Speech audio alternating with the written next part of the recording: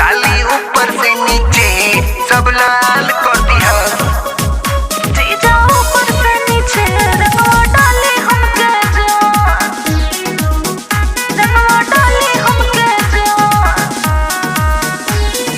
Music by Vinod राज। साली ऊपर से नीचे सब लाल कर दिया।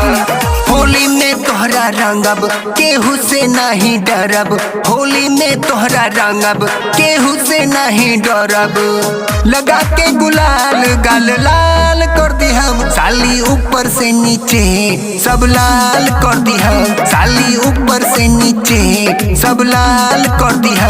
जीजा ऊपर से नीचे रंगवा डाली हमके जान, जीजा ऊपर से नीचे रंगवा डाली हमके जान, डाली हमके जान, डाली हमके जान। साली ऊपर से नीचे सब लाल कर दिया। जीजा ऊपर से नीचे रंगवा डाली हमके जान। गौवा के लइके बहुते बनेली खिलाड़ी, हमरो तू सुनल साली बुझे मता नारी, बुझे मता नारी। होलिया में चलिया रंगल चाहेला हमार, पतरी कमरिया धके रंग जीजा समान। आवा भीरी साली सब कमाल कर दिया। आवा भीरी साली सब कमाल कर दिया। साली नीचे से ऊपर सब लाल कर दिया। साली नीचे से ऊपर सब लाल कर दिया।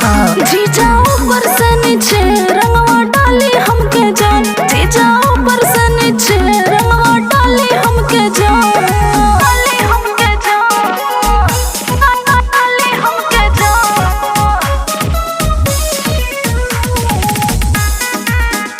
जीजा ऊपर से नीचे रंगवा डाली हमके जान। म्यूजिक बाय विनोद राज। सात पर से नीचे सब लाल कर दिया। राजेश छलिया रंग है तो हर साया साड़ी, अशोका सियाना बाल्टी भरल रंगमा डाली, भरल रंगमा डाली। सुनी अरे जीजा सोकरा जैसा बानी और साली, एही रे फगुनवा मजा ले ले जीजा साली। यही रे लगन में तोर बियाह कर दिया। यही रे लगन में तोर बियाह कर दिया। साली ऊपर से नीचे सब लाल कर दिया। साली नीचे से ऊपर सब लाल कर दिया। जीजा ऊपर से नीचे रंगवा डाली हमके जान, साली नीचे से ऊपर सब लाल कर दिया। जीजा ऊपर से नीचे रंगवा